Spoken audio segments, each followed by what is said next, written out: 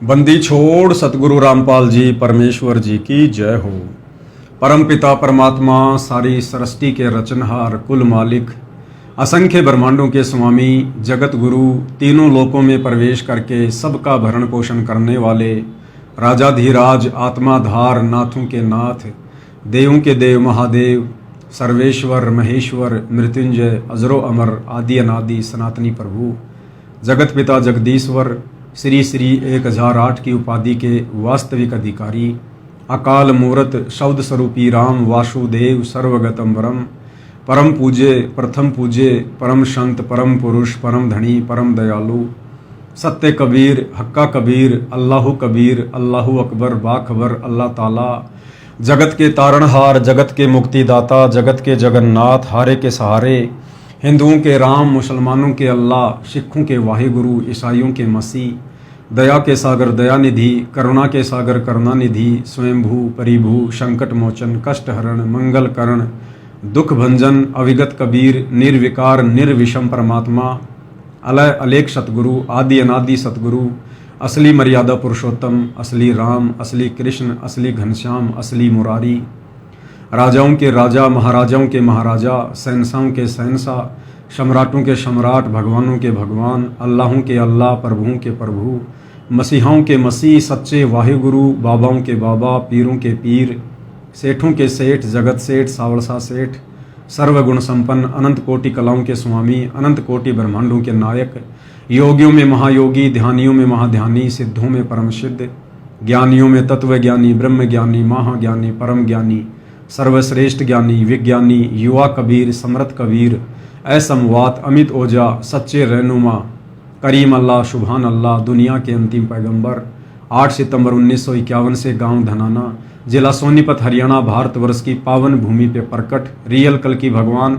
श्री नारायण साकार हरि श्री बाबा साहेब नूर अनंत परमात्मा सच्चे दरवेश सच्चे बाखबर संत शिरोमणि सतगुरु रामपाल जी परमेश्वर जी के चरण कमल में साध संगति से जुड़े हुए देश विदेश से आप और हम सभी सत्सेवक भाई बहनों का अनंत कोटि दंडवत प्रणाम। सत्साई भाई और बहनों, बहुत बड़ी दया बहुत बड़ी मेहर पूज्य गुरुदेव भगवान की परमेश्वर रामपाल जी की, जिनके शुभ आशीर्वाद से विशेष आशीर्वाद से आप और हम सभी साध संगति से जुड़े हुए सत्सेवक भाई बहन इस सत भक्ति मार्ग पर मर्यादाओं के साथ निरंतर आगे की ओर बढ़ रहे हैं। भाई और बहनों, आज पूरे विश्व में निसंदेह कई लाखों की संख्या में सतगुरु रामपाल जी के भक्त हैं। उन लाखों भक्तों में से जो विशेष दया विशेष मेहर साध संगति से जुड़े सत्सेवक भाई बहनों के ऊपर गुरुदेव की हो रही है, ये अविश्वसनीय है। क्योंकि ये कलयुग की बिचली पीढ़ी का समय है, पूर्ण मोक्ष प्राप्ति का समय है। और इस समय भाई और बहनों, परमेश्वर केवल इस भक्ति मार्ग पर उन्हीं आत्माओं को दृढ़ करेगा, उन्हीं आत्माओं के लिए परमात्मा सो यत्न करेगा, काल से लड़ेगा, जिन आत्माओं को सतगुरु रामपाल जी परमेश्वर जी ने सतलोक लेकर जाना होगा। देखो, ये भक्ति मार्ग एक विद्यालय की भांति है। जिस प्रकार एक स्कूल में हजारों की संख्या में बच्चे एडमिशन लेते हैं, लेकिन कितने बच्चे पास होते हैं, कितने बच्चे फर्स्ट डिवीज़न आते हैं, कितने सेकंड डिवीज़न आते हैं और कितने बच्चे मेरिट में आते हैं। तो ठीक इसी प्रकार ये जो सतगुरु रामपाल जी परमेश्वर जी का सत्संग है, उनका भक्ति मार्ग है, ये एक प्रकार से स्कूल है, कॉलेज है। और इस कॉलेज में पूरा विश्व ही एडमिशन लेगा आने वाले समय में। और उनमें से कितने बच्चे पास होंगे और कितने बच्चे सतलोक जाने के लिए तैयार होंगे, ये भाई और बहनों इस ज्ञान को समझने के बाद उस भगत के बुद्धि विवेक के ऊपर निर्भर करेगा कि परमेश्वर कितनी आत्माओं को सेलेक्ट करके सतलोक लेकर जाएंगे। तो इस भक्ति मार्ग पर जो सबसे बड़ी गलती हम कर देते हैं, हर किसी को भगत समझने की। जिसके गले में संत रामपाल जी का लॉकेट देखा या जिसके हाथ में संत रामपाल जी का रक्षा सूत्र देखा या जिसने अपने मुख से एक बार सत साहिब बोल दिया, नादानी में हम लोग उसको भगत समझ बैठते हैं। लेकिन भाई और बहनों, भगत कौन है, इस बात का निर्णय वो लोकेट, वो रक्षा सूत्र या मुंह से बोला गया सत साहिब शब्द नहीं करेगा। संत रामपाल जी की वो भगत मर्यादाओं में कितना है, संत रामपाल जी की वो भगत शिक्षाओं पर कितना चल रहा है, सतगुरु रामपाल जी को वो भगत कितना समझ पाया है, और सतगुरु रामपाल जी के द्वारा जो शास्त्र अनुकूल भक्ति साधना दी गई है, इस पर मर्यादा में रहकर दृढ़ता के साथ वो भगत कितना चल पा रहा है। इस आधार से निर्णय होगा कि वो भगत है या भगत होने के बावजूद अभी वो जगत ही है। तो भाई और बहनों, सतगुरु रामपाल जी परमेश्वर जी का ये सत भक्ति मार्ग दुनिया के अन्य भक्ति मार्गों से अलग है, डिफरेंट है, भिन्न है। इस भक्ति मार्ग की मर्यादा, इस भक्ति मार्ग के नियम बहुत अनोखे हैं, विचित्र हैं, लेकिन शास्त्रों के अनुकूल हैं। तो भाई और बहनों, समझने में थोड़ा समय लगेगा, इसलिए जल्दबाजी बिल्कुल भी ना करें, तुरंत किसी भी बात पर कोई भी कमेंट ना दें, निर्णय ना करें, अपने आप को थोड़ा समय दें, बात के ऊपर विचार करें, विमर्श करें, चिंतन मनन करें, हो सके तो किसी से सलाह लें, उसके बाद निर्णय कीजिए कि मैं सही हूं या गलत हूं। तो भाई और बहनों, सतगुरु रामपाल जी के पंथ में वर्तमान में 2 पार्ट बन चुके हैं। इन बातों का बार बार जिक्र करना इसलिए ज़रूरी हो जाता है क्योंकि भीड़ बहुत ज़्यादा बढ़ चुकी है, और इस भीड़ में कितने भगत हैं और कितने लोग भक्ति का ढोंग कर रहे हैं, ये भी बताना ज़रूरी हो जाता है। तो सन 2014 बरवाला कांड के बाद संत रामपाल जी की संगत में 2 पार्ट बन गए, यानी संगत 2 भागों में विभाजित हो चुकी है। एक भाग जिसे सतलोक आश्रम के नाम से जाना जाता है, जिसमें संत रामपाल जी के बेटा बेटी, भाई बंधु, रिश्तेदार, ये कोऑर्डिनेटर वगैरह, आश्रम संचालक, ये लोग शामिल हैं जो अपने तरीके से, मनमुखी तरीके से, काल प्रेरित होकर भगत समाज की मर्यादा तोड़वाने वाले कर्म ही करते रहते हैं। दूसरा पार्ट जिसे साध संगति कहते हैं, और साध संगति से जुड़े भाई बहनों को सत्सेवक कहते हैं, जो केवल अपने गुरुदेव के द्वारा दिए गए ज्ञान को आधार बनाकर ही भक्ति करते हैं। देखा देखी भेड़ चाल में या गांधारी की तरह आंखों पर काली पट्टी बांधकर किसी कोऑर्डिनेटर के आदेशों को फॉलो करके भक्ति मार्ग पर नहीं चलते हैं। संत रामपाल जी के बेटा बेटी, भाई बंधु, रिश्तेदारों को आधार बनाकर भक्ति मार्ग पर नहीं चलते हैं। गुरुदेव ने हमें क्या शिक्षा दी है, क्या दीक्षा दी है, सत्संग में किस प्रकार से भक्ति नियम बताए हैं, मर्यादा बताई है, क्या क्या सावधानियां बताई हैं, उन तमाम बातों को आधार मानकर वर्तमान में उनकी गैर हाजिरी में घर को ही सतलोक आश्रम बनाकर और अपने गुरु को ही अपना इष्ट मानकर, आराध्य देव मानकर, कबीर देव मानकर हम मर्यादा में रहकर भक्ति करते हैं। अब भाई और बहनों, जब साध संगति से जुड़े भाई बहन अपने घर को सतलोक आश्रम बनाकर और अपने गुरुदेव भगवान को प्रसन्न करने के लिए, खुश करने के लिए, उनकी मेहर प्राप्त करने के लिए जो भक्ति साधना करते हैं, जैसे कि अपने पूज्य गुरुदेव भगवान को ही अपना इष्ट मानना, आराध्य देव मानना, कबीर देव मानना, अपने गुरु के अलावा हम अपने घर में और किसी फोटो को जगह नहीं देते हैं। हमने गरीबदास जी की फ़ोटो को, दादा गुरु जी की फ़ोटो को, दाढ़ी मूछ वाले नकली कबीर की फ़ोटो को, इन तमाम फोटोओं को हम साध संगति से जुड़े भाई बहनों ने घर से बाहर निकाल दिया है। हम केवल एकमात्र अपने गुरुदेव को ही दंडोत प्रणाम करते हैं, एकमात्र अपने गुरु का ही जयकारा लगाते हैं। गीता अध्याय 3 श्लोक 13 के अनुसार गुरु को इष्ट मानकर हम उन्हें भोग लगाते हैं, उसके बाद भोजन ग्रहण करते हैं। सुबह और शाम के समय गुरुदेव की वाणी के अनुसार कि पाती पंच पोहप कर पूजा, देव निरंजन और न दूजा, अपने गुरु को परमात्मा मानकर हम 5 दीपक वाली थाल के साथ गुरु की आरती उतारते हैं। अपने गुरु के ऊपर चवर करते हैं श्रद्धा भाव से, उन्हें परमेश्वर मानकर। घर घर में गुरुदेव भगवान के आसन लग गए हैं, बेड लग गए हैं। तो इन तमाम भक्ति क्रियाओं को देखकर, जो कि साध संगति में हो रही हैं। जो दूसरा पार्ट है सतलोक आश्रम वाले, तो सतलोक आश्रमों से जुड़े भाई बहन इन तमाम प्रकार की साध संगति से जुड़े भाई बहनों की भक्ति क्रियाओं को देखकर और अज्ञानता के चलते अपने मन में कुछ शंकाएं उत्पन्न कर देते हैं। हालांकि उनकी इच्छा करती है कि हम भी गुरु जी को भोग लगाएं, बहुत अच्छा लगता है, हम भी गुरुदेव भगवान की 5 दीपक वाली थाल के साथ प्रतिदिन आरती उतारें। क्योंकि जब साध संगति की वीडियो भाई बहन देखते हैं तो उनके अंदर एक हिलोर उठती है, उनकी आत्मा उन्हें कहती है कि तुम भी आरती उतारो, यही तो तरीका है गुरु को प्रसन्न करने का।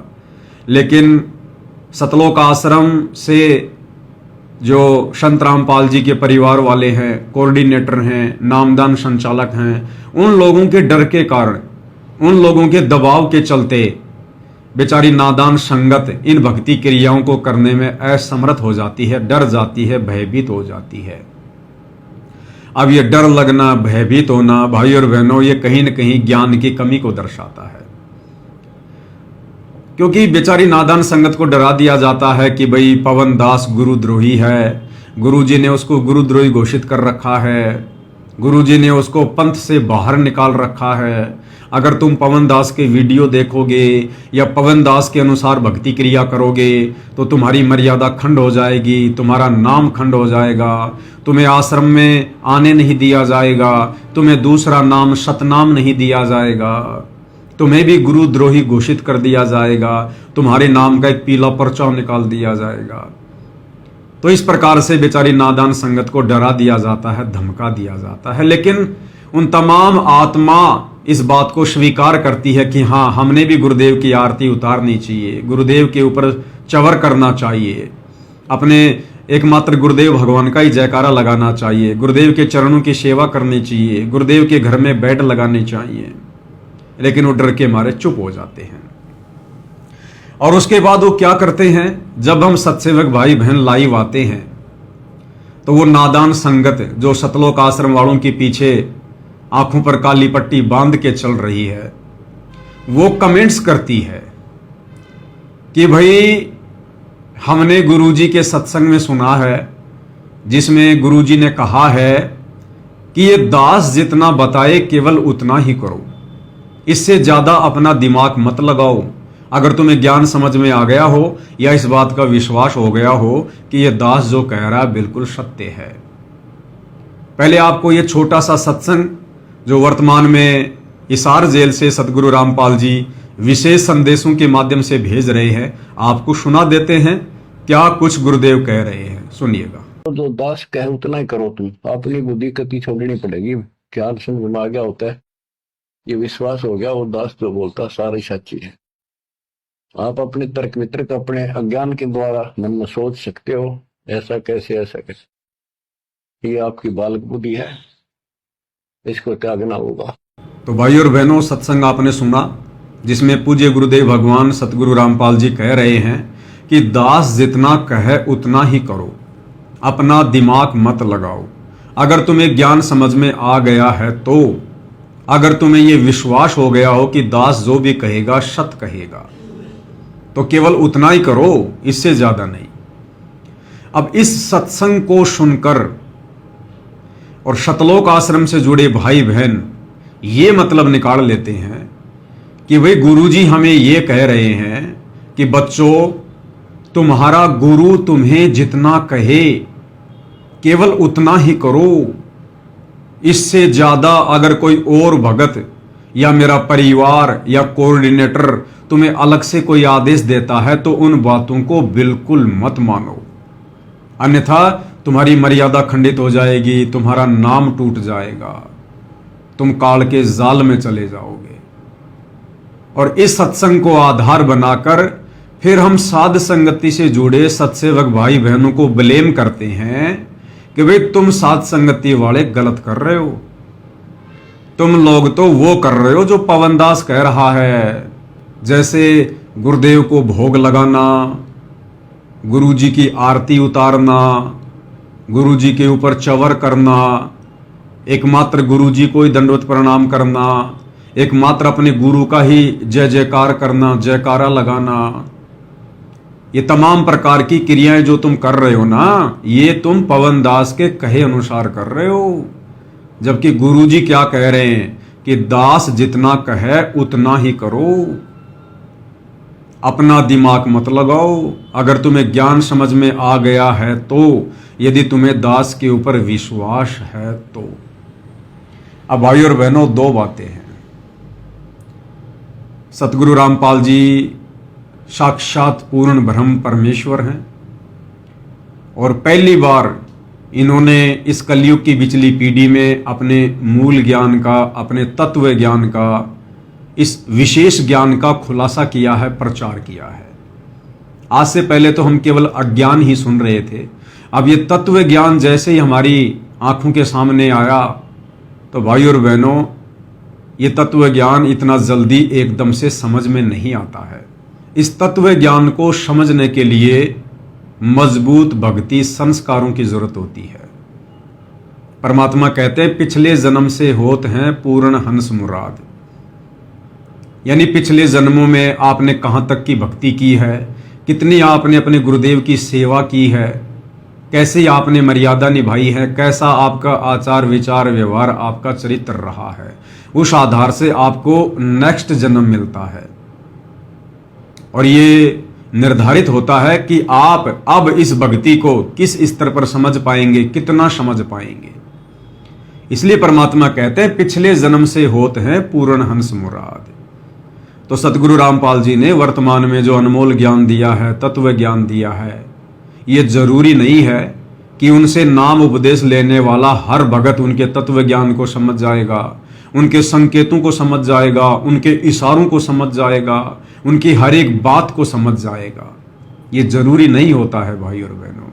एक क्लास में 50 बच्चे होते हैं, हर बच्चे के विचार अलग अलग होते हैं, हर बच्चे का सोचने समझने का ढंग अलग अलग होता है। परमात्मा भी कहते हैं कि जेता घट तेता मता, घट घट सोच विचार, कि जितने शरीर हैं, जितने मस्तिष्क हैं, उतने ही विचार हैं, तरह तरह के विचार उनमें उठते हैं। तो ये जरूरी नहीं है कि यदि किसी ने संत रामपाल जी से नाम उपदेश ले लिया तो वो संत रामपाल जी के भक्ति मार्ग को, उनके तत्व ज्ञान को, या संत रामपाल जी के मिशन से वो पूर्णतया परिचित हो जाएगा। ये जरूरी नहीं होता है। इसीलिए संत रामपाल जी की संगत में उनके जेल जाने के बाद 2 पार्ट बन गए, संगत 2 भागों में विभाजित हो गई। जो साध संगति से जुड़े सत्सेवक भाई बहन हैं, वे वो हंस आत्माएं हैं जिनके पिछले जन्म जन्मांतरों के भक्ति संस्कार बहुत ही प्रबल हैं, बहुत ही मजबूत हैं, सुदृढ़ हैं, जो अपने गुरुदेव भगवान के संकेतों को समझने के योग्य हो चुके हैं कि गुरुदेव भगवान क्या कहना चाहते हैं, संकेत में क्या कुछ कह रहे हैं। उस सांकेतिक भाषा समझने के योग्य सत्सेवक भाई बहन बन चुके हैं। तो परमेश्वर ने उन तमाम आत्माओं को अलग छांट दिया, साध संगति से जोड़ दिया, और जो उनके भगत अभी उनके संकेतों को समझने के योग्य नहीं हुए हैं, वो अभी सतलोक आश्रमों से जुड़े हुए हैं। अब ये जरूरी नहीं है कि सतलोक आश्रमों से जुड़ी हुई संगत में मान लीजिए कोई आईएएस अधिकारी भी है, कोई रिटायर्ड आईएएस अधिकारी भी है, कोई पुलिस ऑफिसर भी है, बहुत बड़ा कोई टीचर भी है, कोई वकील भी है, कोई डॉक्टर भी है। तो आप सोचेंगे कि ये जितने भी बड़े बड़े उच्च अधिकारी भगत हैं, बड़े बड़े सरकारी नौकरी प्राप्त भगत हैं, क्या इनमें भी इतनी बुद्धि नहीं है? क्या इनके भक्ति संस्कार भी इतने मजबूत नहीं है कि ये अपने गुरुदेव के संकेतों को समझ सकें? बिल्कुल भाई और बहनों, अभी तक तो 1% भी नहीं है। अगर उन बड़े बड़े दिखाई देने वाले भक्तों में 1% भी आध्यात्मिक क्षेत्र वाली कॉमन सेंस होती, देखो एक तो होती है सामाजिक कॉमन सेंस, तो सामाजिक कॉमन सेंस में तो ये लोग टीचर हैं, मास्टर माइंड है, इंजीनियर हैं, लेकिन आध्यात्मिक भक्ति मार्ग वाली कॉमन सेंस में चाहे वो बहुत बड़ा कोई अधिकारी क्यों ना है, अगर वो सतलोक आश्रमों से जुड़ा हुआ है तो उसमें 1% भी कॉमन सेंस नहीं है, 1% भी। तो भाई और बहनों, अब सतलोक आश्रमों से जुड़े वो भाई बहन फिर इस प्रकार के सवाल उठाते हैं कि भाई साध संगति वाले तो ये इस प्रकार की जो क्रिया कर रहे हैं, जो क्रिया कभी गुरुदेव ने करने को नहीं कही है, जैसे अपने गुरु को भोग लगाना, अपने गुरु के लिए बेड लगाना, अपने गुरु की आरती उतारना, एकमात्र अपने गुरु को दंडवत करना, एकमात्र अपने गुरु का जयकारा लगाना, भोजन के ऊपर संयम रखना, या जैसे विषय वासनाओं से दूर हो जाना। अगर मोक्ष चाहिए तो पहले जो हम पति और पत्नी के संबंध में थे, अब हमने भाई बहन के रिश्ते में आना पड़ेगा। बाहर का खाना खाना छोड़ना पड़ेगा। इन तमाम प्रकार की भक्ति क्रियाओं को जो केवल साध संगति में हो रही है, सतलोक आश्रमों से जुड़े नादान भाई बहन जब इन क्रियाओं को देखते हैं तो आत्मा तो स्वीकार करती है, लेकिन संत रामपाल जी के परिवार के दबाव में आकर अपने कोऑर्डिनेटरों के डर के मारे बेचारे इन क्रियाओं को करने से डरते हैं और फिर कमेंट्स करते हैं कि तुम लोग जो कुछ कर रहे हो वो तो पवन दास कह रहा है, गुरुजी नहीं कह रहे। गुरुजी ने तो कह दिया कि दास जितना कहे उतना ही करो, अपना दिमाग मत लगाओ। अगर तुम्हारे ज्ञान समझ में आ गया है तो, अगर तुम्हें यह विश्वास हो गया हो कि दास जो कह रहा बिल्कुल सत्य है। ऑडियो एक बार फिर से सुन लो भाई और बहनों, ताकि आगे का वीडियो आप अच्छे से समझ सको। सुनिए। तो जो दास कहे उतना ही करो तुम, अपनी बुद्धि कति छोड़नी पड़ेगी। ज्ञान समझ में आ गया होता है, ये विश्वास हो गया वो दास जो बोलता सारी सच्ची है। आप अपने तर्क वितर्क अपने अज्ञान के द्वारा मन में सोच सकते हो ऐसा कैसे ऐसा कैसे, ये आपकी बालक बुद्धि है, इसको त्यागना होगा। अब भाई और बहनों, तत्वदर्शी संत के सत्संग इतने सामान्य नहीं होते हैं कि आम भगत उनको समझ सके, उनको पकड़ सके कि संत अपने सत्संग के माध्यम से क्या कहना चाहता है। अब ये जो आपने विशेष संदेश सुना संत रामपाल जी का, अब भाई और बहनों, सतलोक आश्रम वालों के लिए इस सत्संग के मायने अलग हैं और साध संगति से जुड़े भाई बहनों के लिए इस सत्संग के मायने अलग हैं। जैसे गुरुदेव अपने सत्संगों में कहते हैं कि दास जब सत्संग करता है तो सुनने वाले जो श्रोता होते हैं वो नए भी होते हैं और पुराने भी होते हैं। तो उसी एक सत्संग को जो समान रूप से किया जा रहा है, वो नए भगत तो अपने हिसाब से पकड़ लेते हैं और जो पुराने भगत हैं वो अपने हिसाब से उसका अर्थ निकाल लेते हैं कि गुरुजी कहना क्या चाह रहे हैं। तो भाई और बहनों, ठीक इसी प्रकार वर्तमान में इसार जेल से जो विशेष संदेश सतगुरु रामपाल जी बाहर भेज रहे हैं, ये वाले सत्संग तो बहुत ही ज्यादा वीवीआईपी हैं, वीवीआईपी। इन सत्संगों को, इन विशेष संदेशों को समझना हर भगत के बस की बात नहीं है। विशेषकर सतलोक आश्रमों से जुड़े भाई बहनों के बस की बात तो बिल्कुल भी नहीं है। अगर इन सत्संगों को भी किसी ने समझा है तो केवल सत्सेवक भाई बहन है। तो जिस सत्संग को सुनाकर सतलोक आश्रम से जुड़े भाई बहन साध संगति से जुड़े भाई बहनों को ब्लेम करते हैं कि तुम तो पवन दास के अनुसार कर रहे हो, ऐसा बिल्कुल भी नहीं है। देखो भाई और बहनों, इस सत्संग को गुरुदेव ने दो प्रकार से समझाया है। सतलोक आश्रम से जुड़े नादान भगत भाई बहनों के लिए, नादान भगत भाई बहन मैं क्यों कह रहा हूं, क्योंकि जो भगत अपने गुरु को मानुष मानता है, अपने जैसा एक व्यक्ति मानता है, इंसान मानता है, मां के गर्भ से जन्म लेकर आया हुआ एक व्यक्ति मानता है, वो भगत नादान भगत की श्रेणी में होता है। जो अपने गुरु को इष्ट नहीं मानता, अपने गुरु को अपना आराध्य देव नहीं मानता, या अपने गुरु के अलावा किसी और को परमात्मा मानता है, तो वो नादान भगत की कैटेगरी में होता है। और ये सारे के सारे अवगुण सतलोक आश्रमों से जुड़े भाई बहनों में भरे पड़े हैं। क्योंकि सतलोक आश्रमों से जुड़े भाई बहन अपने गुरु को परमात्मा नहीं मानते। अगर अपने गुरु को परमात्मा मानते तो उन भक्तों के घरों में, उनके दरबार में, उनके गले के लॉकेट में और इन सतलोक आश्रमों में फिर गुरु के अलावा किसी और की फोटो नहीं होनी चाहिए। जैसे दाढ़ी मूछ वाले कबीर की फोटो, अगर आपने गुरु को कबीर मान लिया, इष्ट मान लिया, भगवान मान लिया, फिर दाढ़ी मूछ वाला कबीर कौन है भाई? फिर गरीबदास जी कौन है? फिर दादा गुरु जी कौन है? फिर पंडित चिदानंद जी कौन है, जिनकी फोटोएं आप अपने घरों पर रखते हो, अपने दरबार में रखते हो, जिन फोटोओं के आगे आप दंडवत करते हो, जोत जलाते हो, खड़े होकर आरती करते हो, फिर वो कौन है? परमात्मा तो एक है, भगवान तो एक है, इष्ट देव तो एक है। तो सतलोक आश्रमों से जुड़े भाई बहन अभी भी अपने गुरु को परमात्मा नहीं मानते। तो ये जो विशेष संदेश है जिसमें गुरुदेव कह रहे हैं कि आप उतना ही करो जितना दास कह रहा है, तो सतलोक आश्रम से जुड़े भाई बहनों के लिए संत रामपाल जी का यह कहना है कि ए नादान प्राणियों, गुरु को मानुष मानने वाले भक्तों,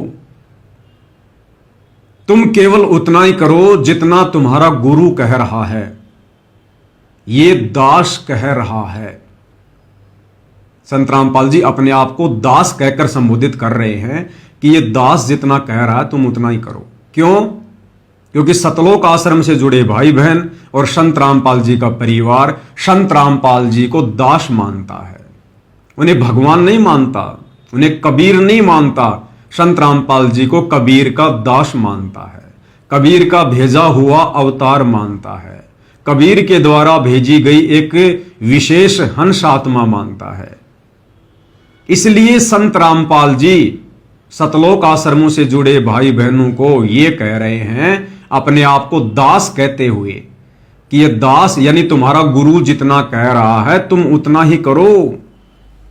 अगर इससे ज्यादा मेरे परिवार के कहने पे करोगे, किसी कोऑर्डिनेटर के कहने पर करोगे, किसी नामदान संचालक के कहने पर करोगे, तो तुम्हारी मर्यादा टूटेगी, तुम्हारी मर्यादाएं खंड खंड हो जाएंगी और तुम भक्ति मार्ग से नीचे गिर जाओगे। क्योंकि अभी तुम्हारा बौद्धिक विकास उस स्तर का नहीं है कि तुम अपने गुरु के संकेतों को समझ सको और अपनी भक्ति को बचा सको। इसलिए तुम केवल इतना ही करो जितना ये दास अर्थात तुम्हारा गुरु कह रहा है। लेकिन भाई और बहनों, आश्रमों से जुड़े भाई बहन उतना भी नहीं कर रहे जितना कि इसार जेल से संत रामपाल जी कह रहे हैं। संत रामपाल जी के इस सत्संग की भी ढंग से पालना आश्रमों से जुड़े भाई बहन नहीं कर रहे हैं। अगर करते तो बताओ फिर संत रामपाल जी ने कब कहा कि भाई धनाना गांव में संगत के दान धर्म से तकरीबन 1 करोड़ रुपए की लागत से एक बैडमिंटन खेलने का स्टेडियम बना दो, ताकि धनाना गांव के बच्चे बैडमिंटन खेलें, अपना समय बर्बाद करें, अपने श्वासें बर्बाद करें। बताओ संत रामपाल जी ने किस सत्संग में कहा, किस पुस्तक में कहा, या सतलोक आश्रम के अंदर आने वाले किस ऑडियो वीडियो में कहा? कब कहा संत रामपाल जी ने कि बैडमिंटन का स्टेडियम बनाना चाहिए? तो ये नादान संगत तो उतना भी नहीं कर रही जितना गुरु इनको आदेश दे रहा है। फिर इन्होंने क्या किया? हरियाणा के जाट आरक्षण में लाखों भक्तों को बैठा दिया। भक्तों के ज्योति पाठ और दान का पैसा जाट आरक्षण संघर्ष समिति को चंदे के रूप में दिया गया।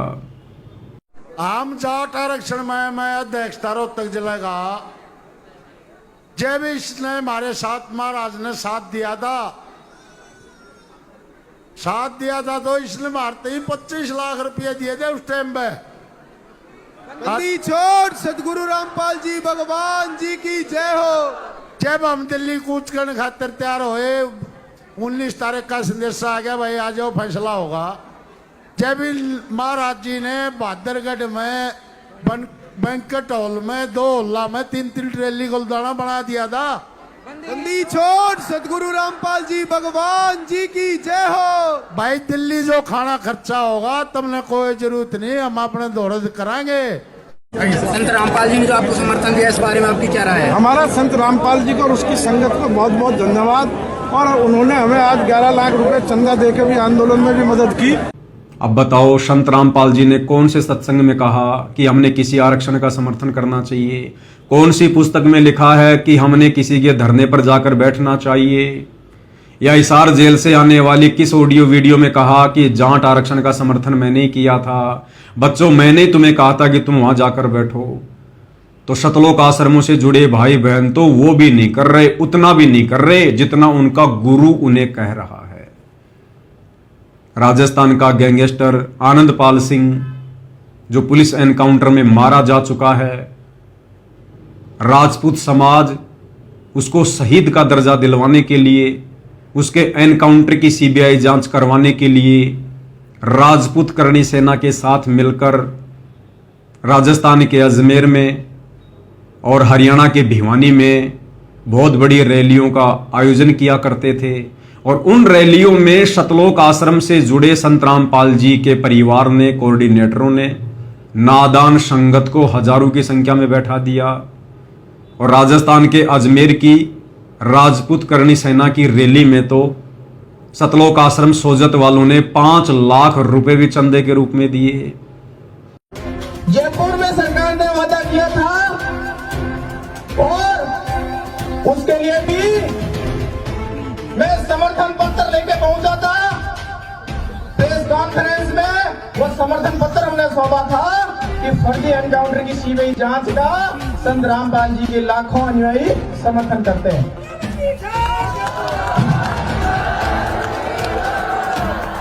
भारत माता की, भारत माता की, मां पद्मावती की, मां पद्मावती की, सत्य में इंकलाब। हमारे संत रामपाल जी के लाखों अनुयायियों द्वारा एक सहयोग की राशि दादा सुखदेव सिंह जी को पेश कर रहे हैं। 5 लाख का सहयोग दादा सुखदेव जी को पेश कर रहे हैं।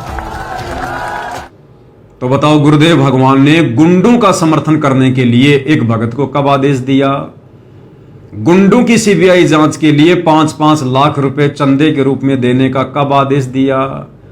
तो सतलोक आश्रमों से जुड़े भाई बहन तो उतना भी नहीं कर रहे जितना हिसार जेल से उनका गुरु उन्हें करने के लिए कह रहा है कि उतना ही करो जितना यह दास कह रहा है। इसके अलावा और भी बहुत सारे कुक्रम भाई और बहनों, अयोध्या में जाकर संत रामपाल जी के परिवार ने राम मंदिर के दर्शन करने के लिए आने वाले काल उपासकों के लिए, यानी काल पूजा को बढ़ावा देने के लिए 1 महीने का भंडारा लगा दिया। कौन सी पुस्तक में लिखा है, कौन से सत्संग में जिक्र है, कब आदेश दिया गुरुदेव ने? सत साहिब जी, ये वीडियो सतलोक आश्रम द्वारा अयोध्या में लगाए गए भंडारे का है। और यहाँ पर आप देख सकते हैं गुरुदेव के दोनों लड़के, बड़ा लड़का वीरेंद्र, छोटा लड़का मनोज, दोनों इस भंडारे में बैठे हैं, शामिल हैं। दोनों वहाँ पर उपस्थित थे और बहुत बड़ा पंडाल वहाँ पर लगाया गया था। करोड़ों रुपया संत रामपाल जी के भक्तों का, उनके ज्योति पाठ और दान का आन उपासना में सहयोग करते हुए सतलोक आश्रम मैनेजमेंट हरियाणा द्वारा बर्बाद किया गया। भाई और बहनों, हमारे गुरुदेव भगवान कहते हैं कि तीनों देवा काल हैं, ब्रह्मा विष्णु महेश, और भूले चूके समझियो ले सतगुरु उपदेश। परमात्मा तो इस काल की और काल के पुत्रों की इस पूजा पाठ को बंद करवाने के लिए आए हैं, अपनी यथार्थ सतभक्ति सतलोक से लेकर। परंतु यहाँ पर सतगुरुदेव भगवान का कलयुगी परिवार, उनके बेटा बेटी, भाई बंधु, रिश्तेदार, संगत में बड़े बड़े भगत समझे जाने वाले लोग, ये सभी लोग सतगुरु रामपाल जी के ज्ञान को और सतगुरु रामपाल जी के मिशन को ना समझकर अपनी मनमानियां करते हुए आज गुरुदेव भगवान की गैर हाजिरी में इन्होंने वो कुकर्म किया है, वो भक्ति विरुद्ध कर्म किया है, जिसके लिए शायद ही परमात्मा इन लोगों को क्षमा करें। क्योंकि ये सबसे बड़ा काल का जाल है, राम और कृष्ण की भक्ति। दुनिया वालों को तो ज्ञान नहीं है, इसलिए श्री राम मंदिर को देखने के लिए और वहाँ पर भंडारा वगैरह लेने के लिए दुनिया उमड़ पड़ी अयोध्या में। लेकिन सतगुरु रामपाल जी के परिवार को तो इस बात का पता था कि हमारे गुरुदेव भगवान तो श्री राम और श्री कृष्ण की पूजा के बिल्कुल विपरीत हैं, विरुद्ध हैं। वे तो श्री राम और श्री कृष्ण की अन्य 33 करोड़ देवी देवताओं की पूजा पाठ को बंद करवाना चाहते हैं। यही तो उनका मिशन है कि पूरा विश्व कबीर परमेश्वर की भक्ति करे, सतगुरु रामपाल जी से उपदेश ले। लेकिन इसके बावजूद भी इन लोगों ने अपने धार्मिक धंधे को बनाए रखने के लिए, क्योंकि भाई और बहनों, इन लोगों को पता है यदि हमने बीजेपी सरकार का समर्थन नहीं किया तो हमारा धार्मिक धंधा नहीं चल पाएगा, हमारे सतलोक आश्रम नहीं चल पाएंगे। इसलिए ये लोग बीजेपी नेताओं की चापलूसी करते हैं, नेताओं को खुश करने का प्रयास करते हैं और इस प्रकार के कार्यक्रम रखकर देवी देवताओं के निमित्त आन उपासना में सहयोग करते हुए ये अपने कार्यों को बीजेपी सरकार के ध्यान में लाना चाहते हैं कि जी देखो हम बीजेपी सरकार के साथ में हैं, हम श्री रामचंद्र जी की भक्ति के खिलाफ नहीं हैं, अयोध्या में जो श्री राम मंदिर बना है हम उसके खिलाफ नहीं हैं, ताकि बीजेपी सरकार हमसे खुश रहे और हमारा धार्मिक धंधा इसी प्रकार से चलता रहे। उसके लिए चाहे परमात्मा की मर्यादा टूटे, चाहे भक्ति नष्ट हो, चाहे भगत भाई बहनों के दान का दुरुपयोग हो, चाहे भगत भाई बहनों की मर्यादा टूटे, इन्हें इन बातों से कोई लेना देना नहीं, क्योंकि ये सभी लोग जो गुरुदेव के परिवार वाले हैं, बड़े बड़े कोऑर्डिनेटर हैं, ये सभी लोग पहले से ही काल की गोद में बैठे हुए हैं। इन्हें सतगुरु की भक्ति से और मर्यादाओं से कोई मतलब नहीं है।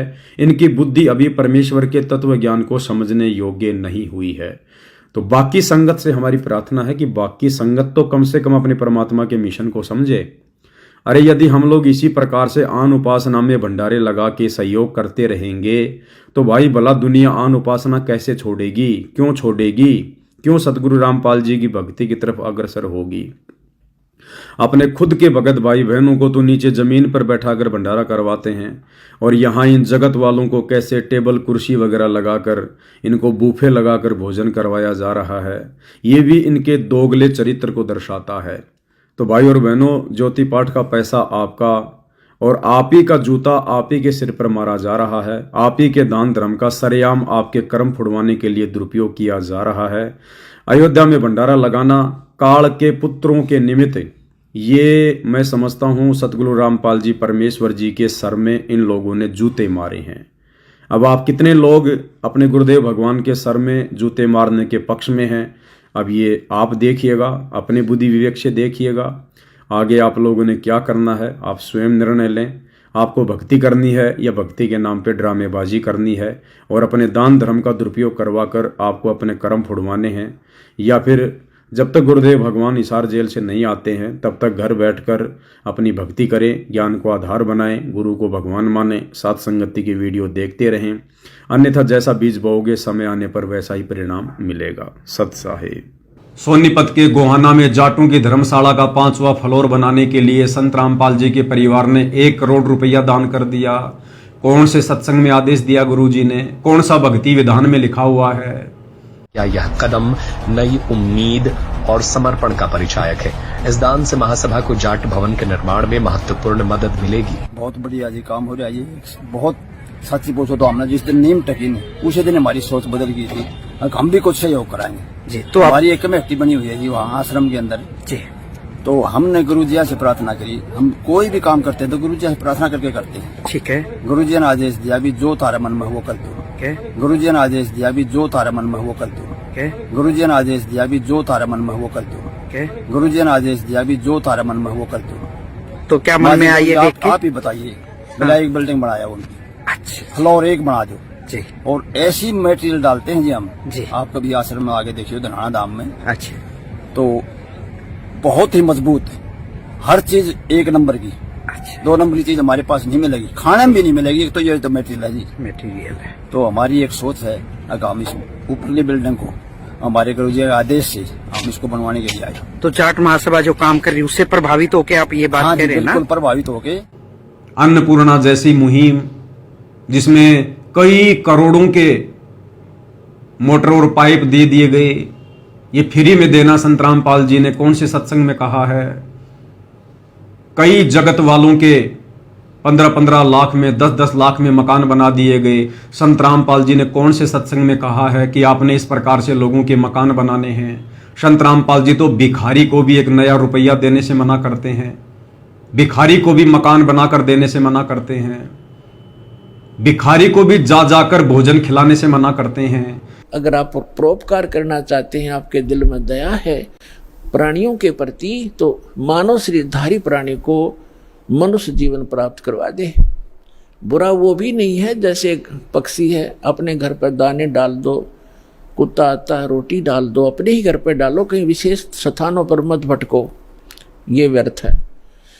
और अतिथि आता उसको भोजन करवा दो, कोई भी मांगने वाला आता उसको मत दो, उसको पैसा मत दो, कई भक्त कहते हैं ये तो फिर हमारे दिल में दया खत्म हो जाएगी यदि हम भिखारी को पैसा नहीं देंगे। परमात्मा कहते हैं दया का प्रयोग भी विधिवत करने से ही लाभ होगा, अन्यथा वो आपका भी भक्ति नाशक और दूसरे का भी हानिकारक, दूसरे को भी हानि कर देगा। जैसे फिर ये अन्नपूर्णा मुहिम के तहत घर घर जाकर राशन बांटना, ये कौन से सत्संग में है, कौन सी पुस्तक में लिखा है गुरुदेव ने, कौन से भक्ति विधान में है, कब किया गुरुदेव ने आज से पहले? तो शतलोक आश्रमों से जुड़े भाई बहन, जो साध संगति से जुड़े भाई बहनों को ब्लेम करते हैं, उनको जरा अपनी गिरेबान में झांक लेना चाहिए कि तुम क्या कर रहे हो वर्तमान में। अगर हम सत्सेवक भाई बहन गलत कर रहे हैं तो तुम भाई आश्रमों से जुड़े भाई बहन क्या सही कर रहे हो? अरे नादानो, तुम तो अपने गुरुदेव की उन बातों को भी फॉलो नहीं कर रहे जो बातें गुरुदेव तुम्हें कह रहे हैं। हम सत्सेवकों ने कम से कम तुम्हारी तरह इतनी नादानी दिखाकर, मूर्खता दिखाकर गुरु को नाराज तो नहीं किया। हमने स्टेडियम बनाने में किसी का सहयोग नहीं किया, हमने मकान बनाने में किसी का सहयोग नहीं किया, हमने किसी भी भंडारे में जो जगह जगह जाकर लगाए जाते हैं उन भंडारों में हमने सहयोग नहीं किया।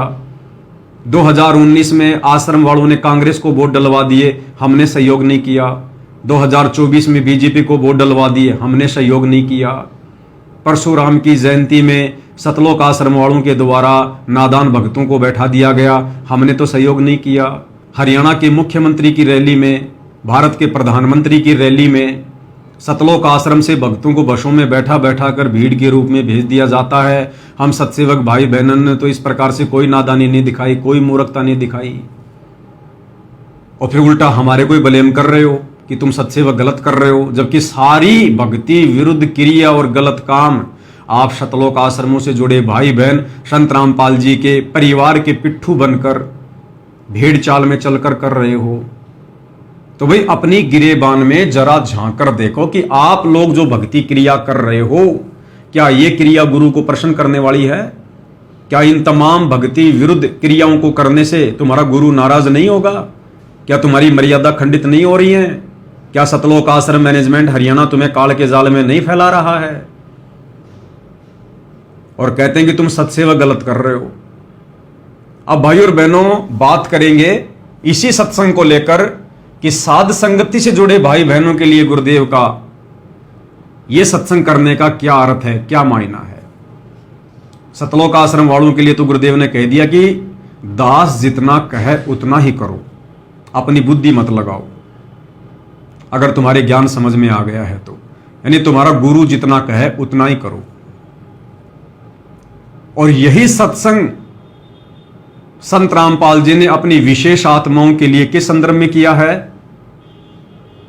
साध संगति से जुड़े भाई बहनों के लिए गुरुदेव का आदेश है कि दास जितना कहे उतना ही करो। दास कौन? संत रामपाल जी नहीं। संत रामपाल जी दास केवल सतलोक आश्रमों से जुड़े नादान भक्तों के लिए है, क्योंकि सतलोक आश्रमों से जुड़े भाई बहन अपने गुरु को दास मानते हैं, कबीर जी का दास मानते हैं, भगवान नहीं मानते। तो संत रामपाल जी दास केवल सतलोक आश्रम वालों के लिए है। साध संगति से जुड़े भाई बहनों के लिए संत रामपाल जी दास नहीं है। संत रामपाल जी हमारे लिए कबीर भगवान हैं, हमारे इष्ट देव हैं, हमारे पूज्य देव हैं, हमारे आराध्य देव हैं, सारी सृष्टि के मालिक हैं। तो यही सत्संग, क्योंकि सत्संग तो परमात्मा सबके लिए करते हैं ना, आश्रम वालों के लिए भी होता है, साथ संगत वालों के लिए भी होता है, लेकिन मायने अलग अलग होते हैं। तो यही सत्संग जिसमें गुरुदेव कह रहे हैं कि दास जितना कहे उतना करो।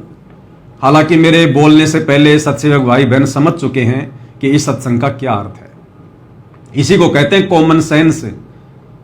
अपने गुरु के द्वारा किए गए सत्संगों में संकेतों को समझना, क्योंकि एक सत्संग में गुरुदेव ने यह भी तो कहा कि बच्चों अब तुम संकेतों को समझने लग गए हो। किनके लिए कहा? साध संगति से जुड़े भाई बहनों के लिए कहा कि बच्चों अब तुम इस दास के संकेतों को समझने लग गए हो। एक बार सुन लीजिएगा। यानी कुछ देर भी पूरे संत की संगत में आ जा तो ऐसे गजब की बातें बताते हैं वो क्योंकि संत तो बैठते मालिक की चर्चा करेगा, और ऐसी बात का अगर जो अगले के खटके तो अवश्य आत्मा पकड़ जाती है। जो कोयल के बच्चे होते हैं अपनी माँ की बोली तुरंत समझ जाते हैं, एक बार बोलते ही कान खड़े हो जाते हैं उनके, दूसरे बोल पड़ती है तो उड़कर चल पड़ते हैं। इसी प्रकार जो परमात्मा के हंस होते हैं वो पूर्ण संत की सत्संग को, संकेतों को समझना शुरू कर देते हैं। तो भाई और बहनों, गुरु के संकेतों को समझने योग्य केवल सत्सेवक भाई बहन बने हैं। तो यही शब्द साध संगति से जुड़े भाई बहनों को क्या संदेशा दे रहा है? इसार जेल से इस विशेष संदेश के माध्यम से साध संगति से जुड़े भाई बहनों को परमात्मा ये कहना चाह रहे हैं कि साध संगति के लिए मैंने जिस आत्मा को खड़ा किया है, निमित्त बनाया है, इस पवन दास को, तो गुरुदेव कह रहे दास जितना कहे उतना ही करो। क्योंकि हमारे लिए दास कौन है? हमारे लिए दास हमारे भगत भाई है। ये पवन दास आप भाई बहनों के लिए दास है। आप भाई बहन मुझ पवन दास के लिए दास हो। अब हम अपने गुरुदेव को दास नहीं कह सकते, क्योंकि हमें अंदर से पता चल चुका है, इस तत्व ज्ञान से पता चल चुका है, हमारी आत्मा ने स्वीकार कर लिया कि संत रामपाल जी दास नहीं हैं, ये तो दासों के भगवान हैं। दास तो केवल उनके लिए हैं जो अपने गुरु को मानुष मानते हैं। तो यहां गुरुदेव के द्वारा यह कहना कि दास जितना कहे उतना ही करो, तो साध संगति से जुड़े भाई बहनों के लिए गुरुदेव का संकेत है कि इस भक्ति मार्ग पर संगत को दो भागों में विभाजित करके और अपनी विशेष आत्माओं को जो मैंने साध संगति से जोड़ दिया है और साध संगति में संदेशे देने के लिए जिस आत्मा को निमित्त बनाया है, वो मेरा दास यानी ये पवन दास जितना तुम्हें संदेशा दे, जितना तुम्हें कहे, केवल तुम उतना ही करो। भजन करे राम दुहाई रे, भजन करे राम दुहाई रे। गरीबदास जी आंखों में आंसू भर के लिखवाया करते, देखिए बूंदी बने गिर गिला काल में कैसे गुमराह कर रखे बच्चे भगवान के। इनकी आंख नहीं खुलती निकम्या की, परमात्मा आकर चले गए मैं लाग राकण। इब्दास को सेवा दे रखी रहा और क्यों कर समझावा तो वो कौन सी भाषा बोला ने बताओ। परमात्मा आकर चले गए मैं लाग राकण। इब्दास को सेवा दे रखी रहा और क्यों कर समझावा तो वो कौन सी भाषा बोला ने बताओ। परमात्मा आकर चले गए मैं लाग राकण। इब्दास को सेवा दे रखी रहा और क्यों कर समझावा तो वो कौन सी भाषा बोला ने बताओ। कित फंसका बैठिए तुम आँख खोल लो, पता मेरा के लागू हो तो क्या भगवान के लगते थे, फिर सब कुछ लगते हो तो मितांबर मिट रहे तुम्हारे लिए। यानी वो सब कुछ तो हमने करना ही करना है जो हमारे गुरुदेव ने सत्संगों में कह रखा है। वो भक्ति क्रिया, वो नियम मर्यादा, वो तो सारी हमने निभानी है। इसके अलावा गुरु की मेहर प्राप्त करने के लिए जो भक्ति क्रिया करनी होती है, गुरु का विशेष आशीर्वाद प्राप्त करने के लिए, गुरु की विशेष रजा प्राप्त करने के लिए, जिस मेहर के बिना हम शतलोक नहीं जा सकते। क्या कहते हैं गुरुदेव? इन बाता के पाइए कर सतगुरु नजर निहाल, राजी कर सतगुरु रूठेनु। तो सतगुरु की विशेष मेहर प्राप्त कैसे होती है? एक छोटा सा सत्संग आपको सुनाते हैं जिसमें गुरुदेव क्या कह रहे हैं। खाली गुरु से नाम लेकर भक्ति करने से गुरु की विशेष मेहर, विशेष आशीर्वाद प्राप्त नहीं होता।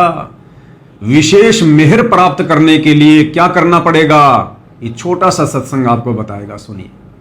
कहते हैं तुम्हारा जो कल्याण कैसे होगा कि सतगुरु जो तत्वदर्शी संत है उसको नजर निहाल कर के इतना उनके अनुसार उनके मर्यादा में चल के वो तेरे ऊपर गदगद हो जाए। वो संत के मेरी प्यारी आत्मा परमात्मा को पाने के रास्ते पर बिल्कुल सही चल रही है।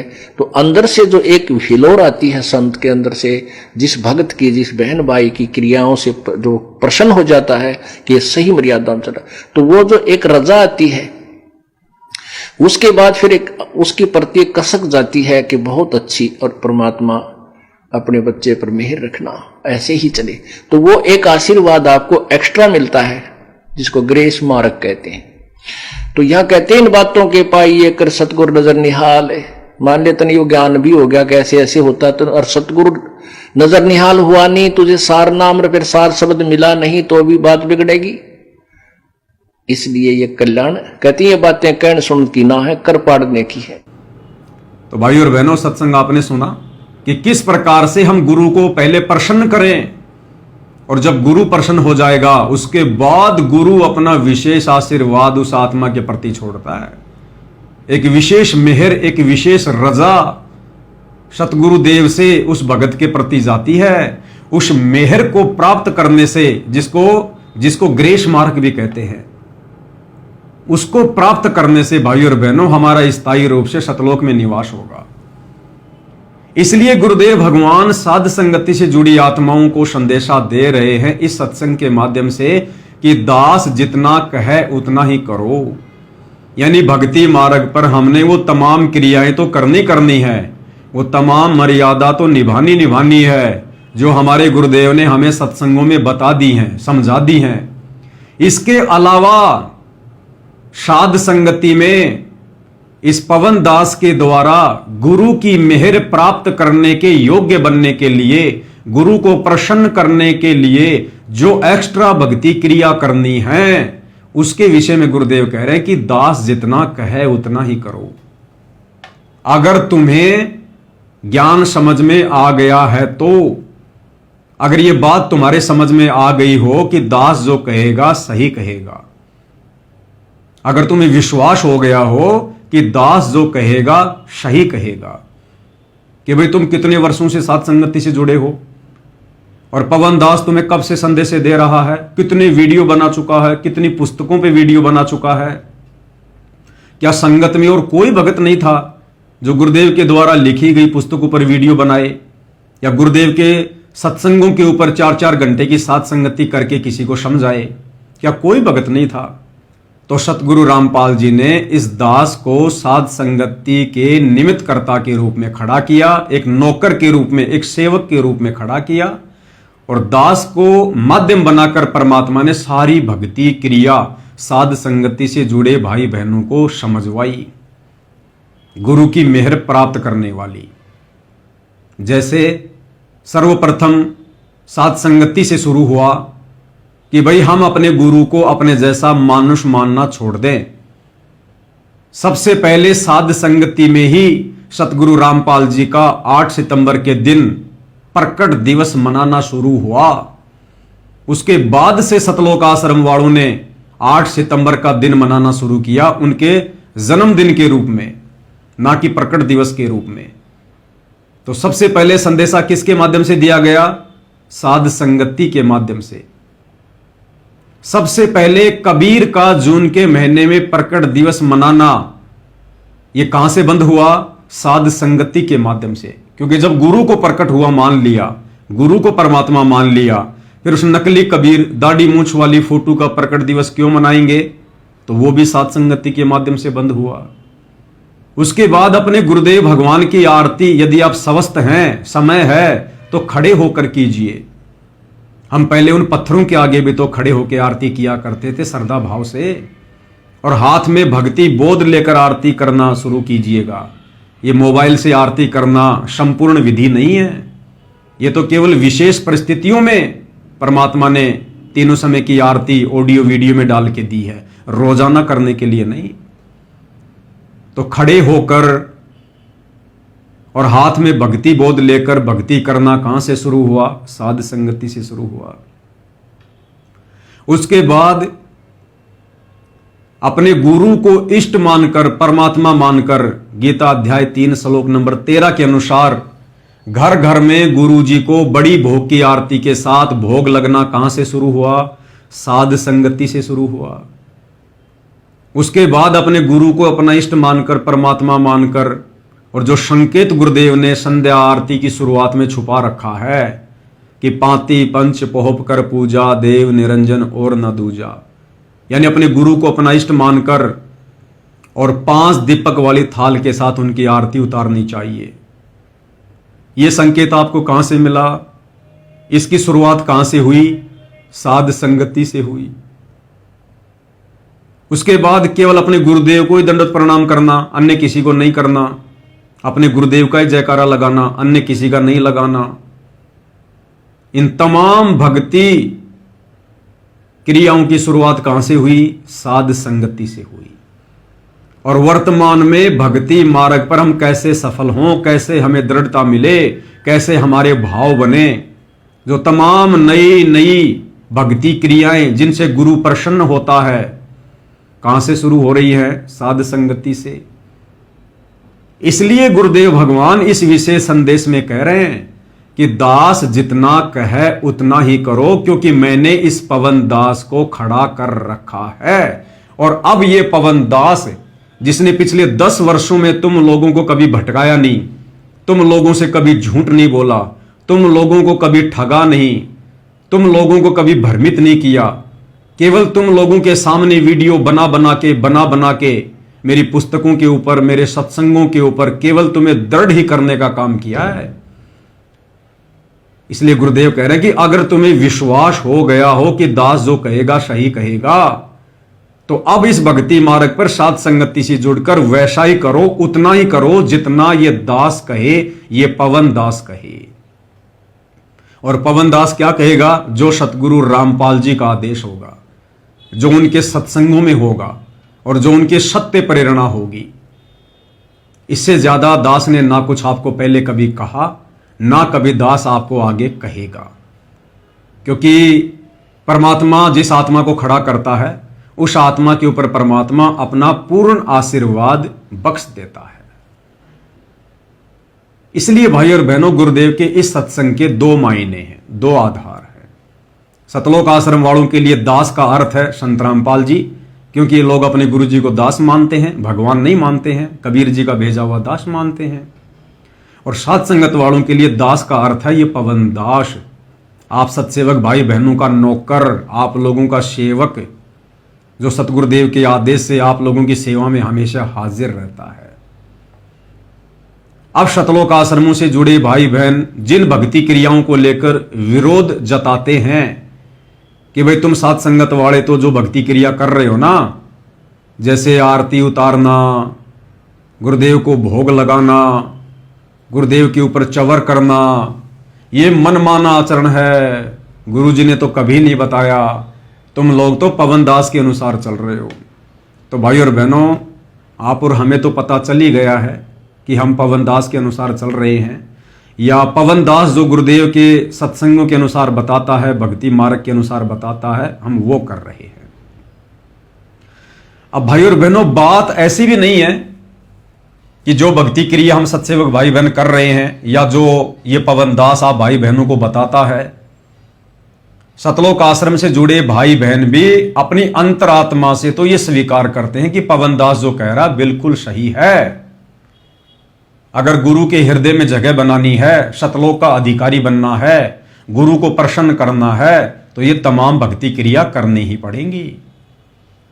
लेकिन उनके कमजोर भक्ति संस्कार, जिस कारण से वो डर जाते हैं, भयभीत हो जाते हैं कि हम कुछ गलत ना कर बैठे, उनके अंदर इतनी दृढ़ता नहीं है, विश्वास की कमी है। और ये लोग केवल ईर्ष्या भाव में आकर पवन दास का विरोध करते हैं, केवल ईर्ष्या भाव में आकर, बाकी ज्ञान आधार से नहीं। अभी आश्रम से जुड़े भाई बहन किस बात का विरोध करते हैं कि ये पवन दास 5 दीपक वाली थाल के साथ में सुबह शाम गुरुजी की आरती उतारता है, सत्सेवक भाई बहनों को भी उतारने के लिए कहता है, जो कि गलत है, ये सही नहीं है, ये गुरुजी के आदेशों के खिलाफ है, इससे आप लोगों की मर्यादाएं टूट चुकी हैं। तो इन सतलोक आश्रमों से जुड़े नादान भाई बहनों को जब हम सत्सेवक भाई बहन अपने गुरु को इष्ट मानकर उनकी आरती उतारते हैं तो इनको गलत लगता है। और भाई और बहनों, आपने देखा होगा संत रामपाल जी के मान सम्मान के कार्यक्रम में आजकल क्या हो रहा है। आपको गांव धीरणवास का, गांव डाया हिसार का मान सम्मान का कार्यक्रम का एक वीडियो दिखाता हूं। और अब तो यह भी क्लियर हो चुका है कि यह तमाम कार्यक्रम कौन आयोजित करता है। गांव वाले तो करते नहीं, सतलोक आश्रम वाले करते हैं। तो संत रामपाल जी के उन कार्यक्रमों में, उन सत्संगों में जब संत रामपाल जी की फोटो को स्टेज पर लाया जाता है तो वो गांव की लड़कियां थाल में दीपक रखकर संत रामपाल जी के मुकुट पर फूलों की वर्षात करते हुए और एक थाल हाथ में लेकर उसमें दीपक रखकर आरतियां उतार रही हैं। वो लड़कियां संत रामपाल जी की आरती उतार रही हैं। अरे वही क्रिया तो हम कर रहे हैं, हम सत्सेवक भी तो वही कर रहे हैं। वो लड़कियां भी गुरु की आरती उतार रही हैं, हम सत्सेवक भी अपने गुरु की आरती उतार रहे हैं। तो उन लड़कियों के द्वारा जो आरती उतारी जा रही है, और आरतियां कौन उतरवा रहे हैं? यही सतलोक आश्रम वाले उतरवा रहे हैं। गुरु जी के दोनों बेटे भी वहां होते हैं, गुरु जी का भाई भी होता है, ये सतलोक आश्रम वाली संगत भी वही होती है। उस समय ये लोग कोई विरोध नहीं करते, इन लोगों को बिल्कुल भी बुरा नहीं लगता है, बल्कि बहुत अच्छा लगता है और जयकारे लगाते कि देखो जगत वालों ने भी संत रामपाल जी को परमात्मा मान लिया, भगवान मान लिया, उनकी आरती उतार रही है लड़कियां। अब विचार करो भाई और बहनों, वो लड़कियां भी संत रामपाल जी की ही आरती उतार रही हैं और हम सत्सेवक भाई बहन भी संत रामपाल जी की ही आरती उतार रहे हैं। फिर वो लड़कियां तो सही कैसे हो गई और हम साध संगति से जुड़े भाई बहन गलत कैसे हो गए? ये सतलोक आश्रमों से जुड़ी नादान संगत उन लड़कियों का विरोध क्यों नहीं करती, उल्टा जय जयकार करती है कि हां बिल्कुल सही कर रही हैं। और जब हम सत्सेवक भाई बहन अपने गुरुजी की आरती उतार रहे हैं तो ये कहते हैं कि तुम गलत कर रहे हो, तुम गुरुद्रोही हो, तुम पवन के अनुसार कर रहे हो। तो भाई और बहनों, ज्ञान आधार से हम जो कर रहे हैं बिल्कुल सही कर रहे हैं। ये सतलोक आश्रमों से जुड़े भाई बहन हमारा जो विरोध कर रहे हैं ना, वो केवल ईर्ष्या भाव से कर रहे हैं, ईर्ष्या भाव से। बाकी ये क्रिया गलत नहीं है। अगर ये क्रिया गलत होती, गुरु की आरती उतारना, तो यही नादान संगत उन कार्यक्रमों में बैठी रहती है जब वो गांव की लड़कियां संत रामपाल जी की आरती उतारनी है। अगर वो आरती उतारना गलत होता तो ये नादान संगत उस समय क्यों नहीं बोलती, उस समय विरोध क्यों नहीं करती कि तुम जो कर रहे हो ये गलत कर रहे हो, ये गुरु जी का आदेश नहीं है। अरे गुरु का परिवार ही करवा रहा है, तुम संगत वाले भी वहीं बैठे बैठे जय जयकार करते रहते हो कि बहुत अच्छा, बहुत अच्छा, बहुत बढ़िया। तो फिर हम सत्सेवक कैसे गलत हो गए? वो भी गुरु की आरती उतार रहे हैं, हम भी गुरु की आरती उतार रहे हैं। तो भाई और बहनों, ये ईर्ष्या भाव बोल रहा है, ये नादानी बोल रही है, ये मूर्खता बोल रही है, ये भेड़ चाल बोल रही है। हम सत्सेवक भाई बहन गलत नहीं हैं, हम वो कर रहे हैं जो वर्तमान में पूरी संगत को करना चाहिए। हम गुरु की मेहर प्राप्त करने के लिए, गुरु को प्रसन्न करने के लिए ये तमाम भक्ति क्रिया करके ये दिखाना चाहते हैं कि हमने अपने गुरु को परमात्मा मान लिया। हालांकि गुरु को तो पता है कि किसने मान लिया और किसने नहीं मान लिया, लेकिन सत्सेवकों के माध्यम से इस प्रकार की भक्ति क्रिया करवाकर परमात्मा आप सतलोक आश्रमों से जुड़े नादान भाई बहनों तक भी संदेशे पहुंचाना चाहते हैं कि नादानो, तुम क्या कर रहे हो? तुम भी वही करो जो मेरे सत्सेवक बच्चे कर रहे हैं, अन्यथा पीछे रह जाओगे देखा देखी में, भेड़ चाल में। अब संगत वाले ये भी कह सकते हैं कि भाई वो तो गांव वाले हैं, वो तो जगत वाले हैं, वो तो कुछ भी कर सकते हैं। तो ये कहना भी उचित नहीं है। भाई करवा कौन रहे हैं? जगत वाला कल को आकर उसी स्टेज पर हाथ में गोबर लेकर संत रामपाल जी के मुंह पर लेपेगा तो क्या कोई विरोध नहीं करेगा क्या? अरे वो जगत की लड़कियां हाथ में गोबर लेकर स्टेज पर चढ़कर संत रामपाल जी के मुंह के ऊपर मारेंगी तो आप संगत वाले विरोध करोगे या नहीं करोगे? वहां खड़े हुए संत रामपाल जी के परिवार वाले विरोध करेंगे कि नहीं करेंगे? आप कहोगे हम जरूर विरोध करेंगे, हमारे गुरु के मुंह के ऊपर गोबर थोड़ा ना मारने देंगे, क्योंकि गोबर लगाना तो गलत है। तो इसी प्रकार अगर वो आरती करना गलत होता जो गांव की लड़कियां कर रही है तो तुम लोग विरोध करते ना, लेकिन तुम लोगों ने विरोध नहीं किया, तुम लोगों ने हृदय से स्वीकार कर लिया। अब ये बहाना नहीं चलेगा कि वो तो जगत वाली हैं, वो तो जगत वाली हैं। अगर तुम्हारी ये बात भी मान ली जाए कि चलो वो तो जगत वाली लड़कियां थी इसलिए तुम लोगों ने विरोध नहीं किया, तो फिर हम सत्सेवकों का विरोध क्यों कर रहे हो तुम? अरे हम तो तुम्हारी नजर में गुरुद्रोही है ना, हम तो तुम्हारी नजर में भगत है ही नहीं, हम तो गुरुद्रोही है, तो हम भी जगत वाले हो गए। बल्कि गुरुद्रोही तो जगत वालों से भी गया गुजरा हो जाता है। जब तुम्हें जगत वालों की इस आरती उतारने वाली इस भक्ति क्रिया से कोई परहेज नहीं है, कोई नफरत नहीं है, तो तुम्हारी नजरों में हम गुरुद्रोही तो जगत वालों से भी गए गुजरे हैं, फिर हमारी भक्ति क्रिया से भला तुम्हें क्या प्रॉब्लम है?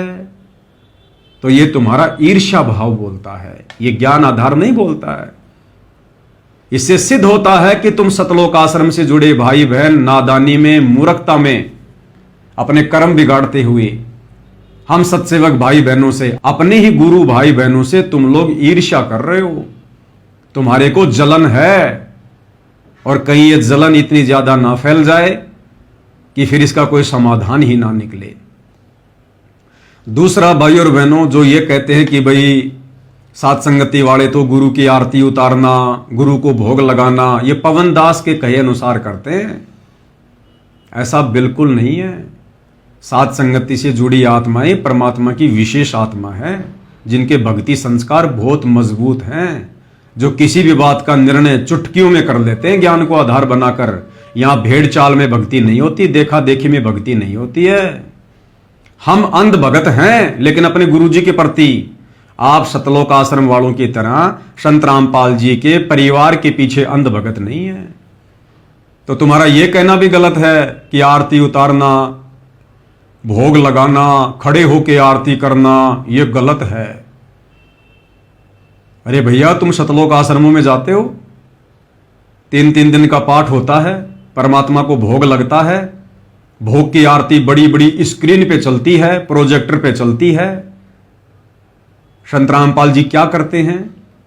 संत रामपाल जी अपने हाथ में, हम तो खाली 5 दीपक जला रहे हैं, और संत रामपाल जी भोग के समय जो थाल हाथ में लेकर आरती उतारते हैं उसमें तो 7 दीपक है, 7। तो संत रामपाल जी फिर क्या कर रहे हैं? अगर हम सत्सेवक अपने गुरु की आरती उतार रहे हैं, तुम सतलोक आश्रम वालों के अनुसार यदि वो पाखंड है, तो फिर संत रामपाल जी भोग लगाते समय वो थाली हाथ में लेकर 7-7 दीपक जलाकर क्या पाखंड कर रहे हैं क्या? संत रामपाल जी भी फिर तो पाखंडी कर रहे हैं। भाई चेला तो अपने गुरु से सीखेगा, जैसा गुरु करेगा वैसा ही शिष्य करेगा, क्योंकि आश्रम तो एक ट्रेनिंग सेंटर होता है। आश्रम में गुरु भक्तों को इसलिए बुलाता है कि जो भक्ति क्रिया मैं करूं वो भी तुम करो, क्योंकि गुरु भी तो एक भगत की भूमिका निभाता है, भक्ति करके दिखाता है।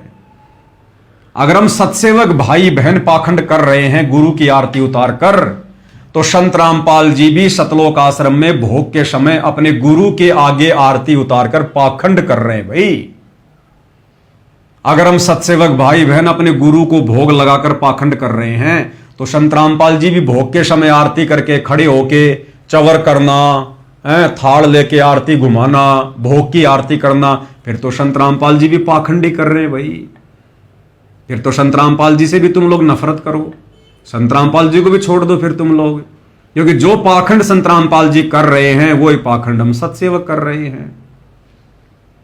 तो भाई और बहनों, ना तो ये पाखंड है, ना ये कोई गलत क्रिया है, केवल नादान भगतों की समझ का फर्क है। संत रामपाल जी आध्यात्मिक टीचर हैं। स्कूल एक ट्रेनिंग सेंटर होता है, यानी जहां सत्संग होता है वो ट्रेनिंग सेंटर होता है, और सतगुरु ऐसी भक्ति क्रिया करके अपने आप को एक भगत के रोल में, एक दास के रोल में, इस प्रकार की भक्ति क्रिया दिखाकर कि नादानों, जिस प्रकार से मैं अपने गुरु को अपना इष्ट मानकर, अपना भगवान मानकर उनको भोग लगा रहा हूं, खड़े होकर भोग की आरती कर रहा हूं, खड़ा होकर अपने गुरु की आरती उतार रहा हूं, अपने गुरु के शीश के ऊपर चवर कर रहा हूं, ऐसे ही जिस दिन तुम भक्तों को यह बात समझ में आ जाए कि हमारा गुरु सतगुरु रामपाल जी मां के गर्भ से जन्म लेकर आया हुआ कोई आम व्यक्ति नहीं है, कोई मानुष नहीं है, ये किसी कबीर भगवान का दास नहीं है, ये स्वयं दासों का भगवान कबीर भगवान है, हमारा इष्ट देव है, तो उसके बाद तुम लोगों ने भी अपने गुरु के साथ में इसी प्रकार से व्यवहार करना है। यानी अपने गुरु को इष्ट मानकर, आराध्य देव मानकर उनकी पूजा करनी है, उनकी आरती उतारनी है। पाती पंच पोहप कर पूजा, देव निरंजन और न दूजा। गीता अध्याय 3 श्लोक 13 के अनुसार अपने गुरु को भोग लगाना है। अरे भैया, भोजन हम रोजाना खाते हैं, भोजन हम रोजाना खाते हैं। महीने में एक बार आश्रम में जाकर भोग की आरती करने से पाप नहीं कटेंगे। रोजाना भोजन खा रहे हैं तो रोजाना आरती करनी पड़ेगी, भोजन को पाप नाशक बनाना पड़ेगा। और भक्ति बोध जिसमें तीनों समय की आरती है, उसमें सारी आरतियां गुरुदेव ने क्यों लिखी है भाई? अरे भक्ति बोध में गुरुदेव ने जो नित्य नियम लिखा है, क्यों लिखा है? हम भक्तों के लिए, हम रोज करते हैं। दोपहर की आरती लिखी है, क्यों लिखी है? हम भक्तों के लिए, हम रोज कर रहे हैं। संध्या आरती लिखी है, क्यों? हम भक्तों के लिए, हम सब रोज कर रहे हैं। संध्या आरती के बाद अन्नदेव की छोटी आरती, फिर अन्नदेव की बड़ी आरती क्यों लिखी है? हम भक्तों के लिए, कि भोजन खाने से पहले आरती करो, भोजन खाने के बाद आरती करो। हम सब रोज कर रहे हैं। और उसके बाद फिर भोग लगाने की विधि लिखी हुई है। अब ये भोग संगत क्यों नहीं लगा रही, जब सारी आरतियां हम भक्तों के लिए गुरुदेव ने भक्ति बोध में डालकर हमारे को दे रखी हैं और हम सारी आरती कर रहे हैं, तो फिर भोग की आरती क्यों नहीं कर रहे, जो उसी भक्ति बोध में भोजन खाने के बाद जो बड़ी आरती उसके बाद में जो लिखी हुई है? क्यों? क्योंकि करेगा वही जिसने अपने गुरु को कबीर मान लिया होगा, गुरु को इष्ट मान लिया होगा।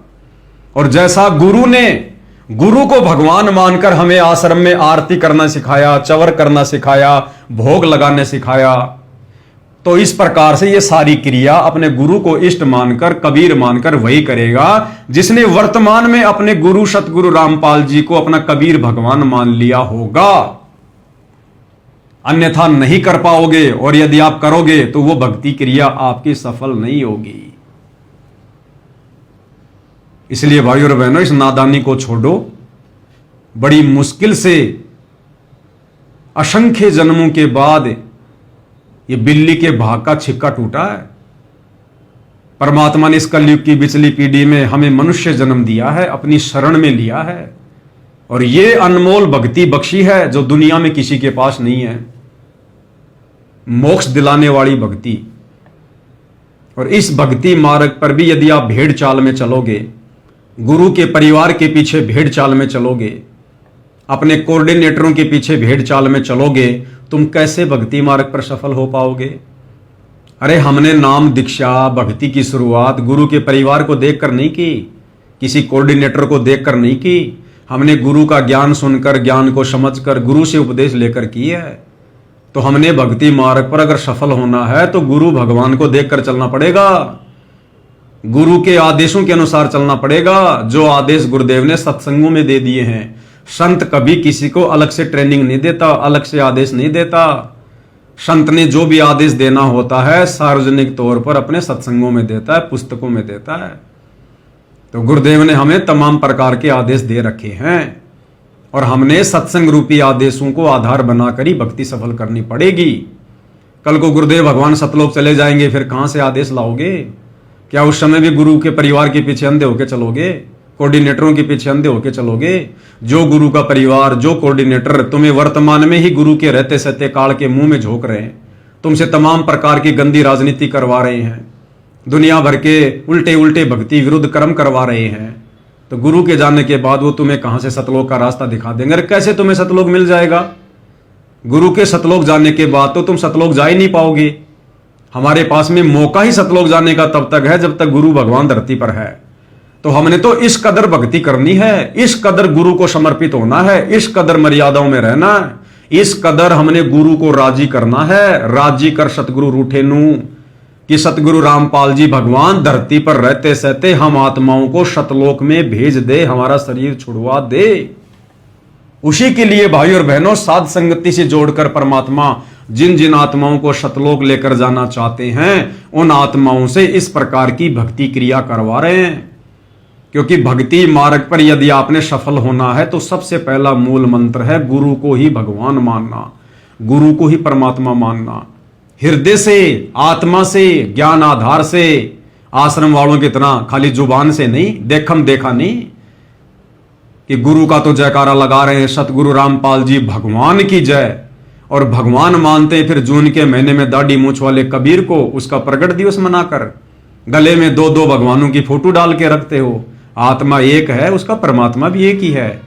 आप सतलोक आश्रम वाले भाई बहन अपने भगवान को पहचान नहीं रहे अभी। अगर पहचान रहे होते तो विशेष संदेश के माध्यम से गुरुदेव ये ना कहते कि पुण्यात्माओं पहले तुम तो पहचानो अपने भगवान को, बाकी दुनिया को तो फिर हम बाद में पहचान करवा देंगे।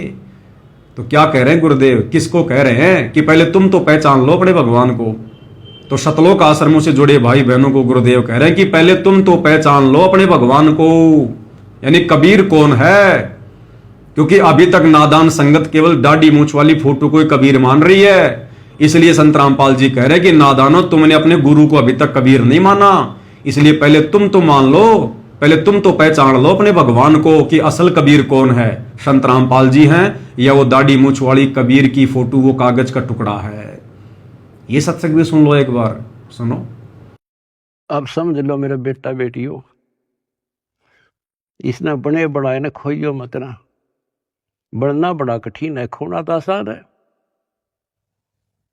और उस धड़ी की कृपा देखो, उस परम पिता की कितने नेक, कितनी प्यारी आत्मा हुआ, कहां से अमृत पिला रहा आपको।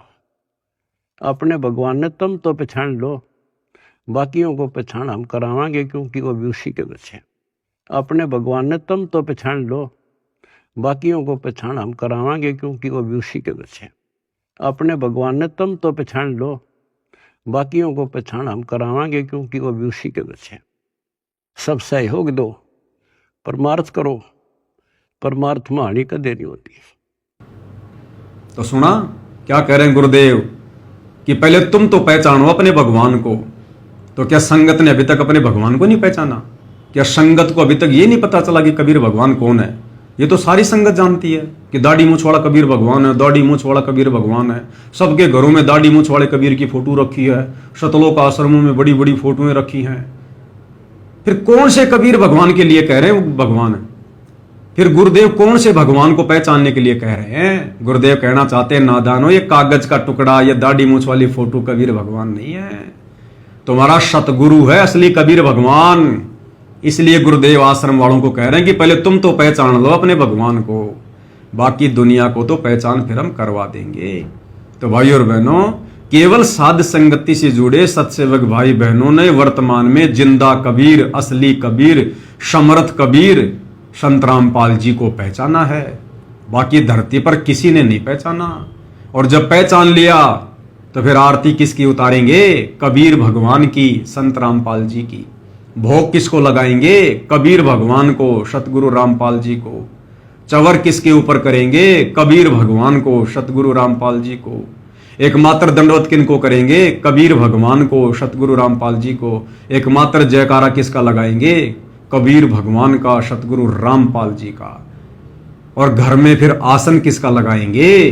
कबीर भगवान का, सतगुरु रामपाल जी का। तो भाई और बहनों, बातें बहुत हैं, समय कम है।